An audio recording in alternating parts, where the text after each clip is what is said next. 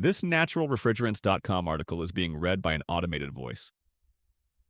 UK government hints at an accelerated HFC phase down by Christina Hayes, published June 12, 2025. The UK government has hinted at a potential tightening of its HFC regulation, with the possibility of accelerating the phase-down schedule and introducing new bans, according to Jacob Anderson, head of domestic F-gas and ODS at the Department for Environment, Food and Rural Affairs.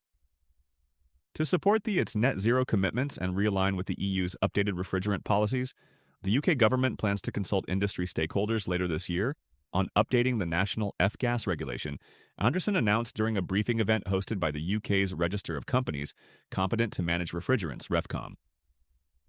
We still intend to consult on proposals to reform F-gas legislation, Anderson confirmed with naturalrefrigerants.com.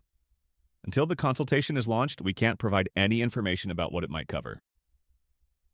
As part of this consultation, DEFRA is particularly interested in understanding the challenges hindering the wider adoption of low GWP refrigerants, including technological limitations and safety concerns, he added.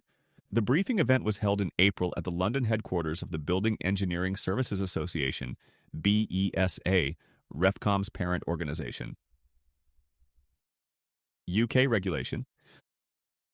The UK's current F-gas regulation, introduced in 2014, predates the 2016 adoption of the Kigali Amendment to the Montreal Protocol, which imposes more stringent requirements. As a result, further action is needed by the UK government to ensure compliance with global commitments.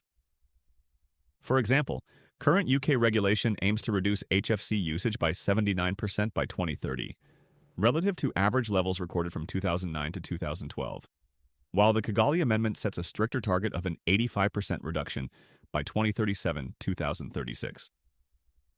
Future legislation will need to address this gap.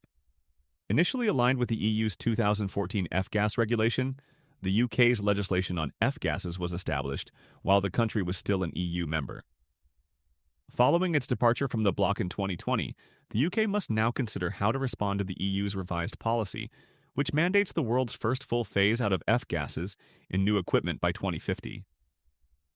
The 2024 EU F-gas regulation is an example of the regulatory standards that the UK will need to achieve, said the UK's Climate Change Committee (CCC) in its 7th carbon budget. The government should consider the case for regulatory alignment with the EU, which would reduce costs since many of the products and equipment involved are imported from the EU. The CCC has also stressed the importance of a clear and timely regulatory framework to enable the innovation and deployment of climate-friendly technologies. Regulation would provide the necessary incentives for research and development into lower GWP alternative products, the organization said. It would provide UK supply chains with the certainty they need to train and grow their workforces. F-gas emissions reductions. In 2022, the UK reported F-gas emissions of 7.6 million metric tons of CO2e, roughly 2% of the country's total emissions, the vast majority of which, 74%, came from leaks in refrigeration and air conditioning systems. To meet its 2050 net zero target, the government must regulate the transition to less harmful alternatives, according to the CCC. Under the committee's balanced pathway scenario, F-gas emissions should be halved by 2030 and reduced by 79% by 2050, relative to 2022 levels.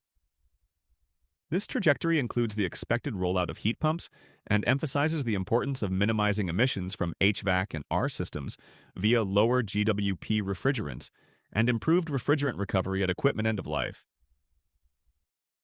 Addressing safety concerns.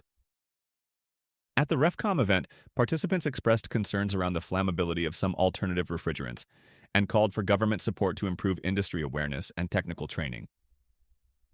Kevin Morrissey, technical director of BESA, noted that questions about alternative refrigerants and HFC phase-down strategies are among the most common technical queries his department receives. This is a tough and challenging industry, and there is now much greater focus on competence and compliance, he noted. To support the UK's transition to climate-friendly alternatives like natural refrigerants, several manufacturers, including Carrier and Era, have been investing in national training facilities and programs in recent years.